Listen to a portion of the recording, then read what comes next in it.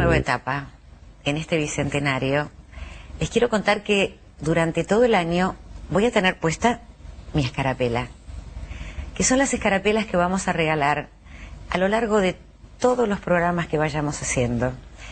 Acá estoy con un libro. Ahí está. ¿Lo están viendo?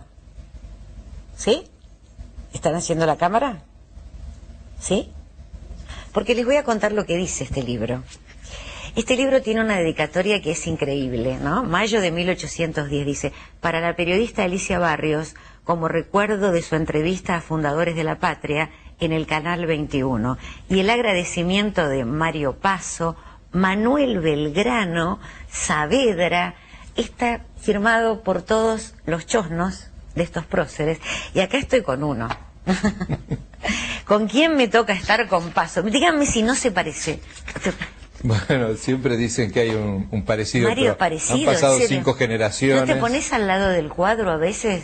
En alguna oportunidad me pasó en la Casa Histórica, en el Congreso de Tucumán, que la directora Catalina de Aragón, de Isa Mellén, me hizo colocar al lado del cuadro para sacarme una foto y luego también con ella, porque decía que era muy parecido. Claro, tenía algunos kilos menos yo, sí, que Juan José Paso era un hombre austero realmente.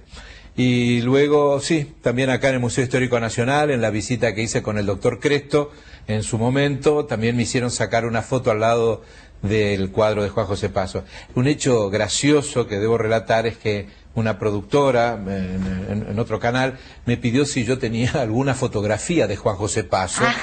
Y yo le digo, mire, fotografía de Juan José Paso no tengo, pero ciertamente tengo una mía con Juan José Paso, y bueno, se la ofrezco con mucho gusto. Así que bueno, quedó eso como tema gracioso sobre el parecido de Juan José. O sea, de lo que son los cuadros de la época, ¿no? Claro. Juan José Paso no permitió ser pintado nunca.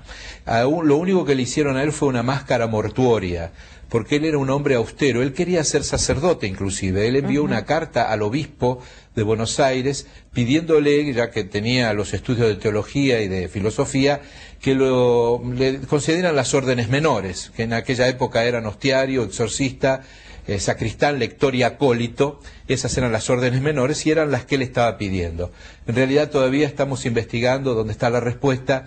Lamentablemente no la hemos podido encontrar hasta ahora, pero bueno, es uno de los hechos históricos de Juan José, ¿no? Era un hombre muy austero. Era austero, o sea, los hombres de Mayo en general eran austeros. Sí, y además junto con Saavedra eran los dos hombres mayores de la Junta, ¿no? ¿Qué edad tenía Paso? Paso falleció a los 74, 75 años, en 1833. Un hecho insospechado. Bueno, si tengo en cuenta que mi padre, Jorge Paso, que también es periodista, ayer cumplió 88 años, pues debemos considerar que es una familia longeva. Espero que me toque algo. Seguramente.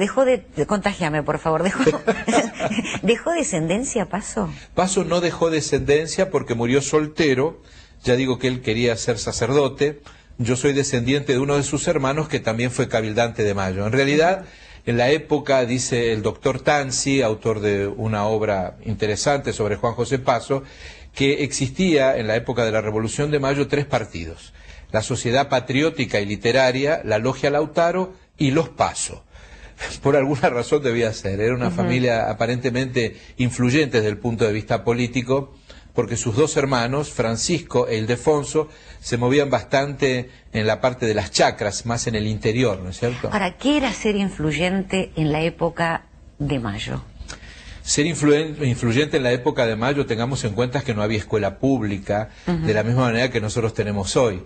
Así que los hombres letrados eran un grupo menor.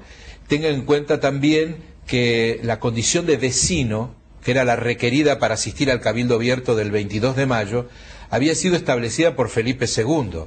Y esa condición, entre otros requerimientos, tenía el de ser propietario, el de tener familia, en fin, de ser una persona sentada y tener profesión pública. Y no eran tantos los que la tenían. Los hombres de Mayo, Belgrano, Saavedra, Moreno, Castelli, Martín Rodríguez, en fin, y tantos otros. Me quedaría toda una tarde explicando eso, citando esos nombres. Todos han sido personas con preparación. Ahora digo, ¿qué conciencia ciudadana que había en esa época? Porque había que ser vecino. Había que ser vecino, había que tener responsabilidad. Muchos alumnos cuando vamos a las escuelas me preguntan ¿qué es ser prócer? Porque es interesante, ¿no es cierto? Sí. ¿Cuándo una persona se transforma en prócer? Es lo mismo que preguntar cuándo una persona se transforma en santo. Creo que un prócer es una persona ordinaria, es una persona común que ha hecho algo extraordinario en su vida, que ha asumido sus responsabilidades, que ha tenido vocación de servicio, que se ha plantado en sus ideales y los ha llevado adelante, cada uno de acuerdo a sus criterios, de acuerdo a su ideología, pero ciertamente todos ellos han tenido ideales y lo han querido poner en práctica. Eso es más responsabilidad. Te voy a hacer una pregunta. ¿Cuál es la diferencia entre un prócer y un héroe?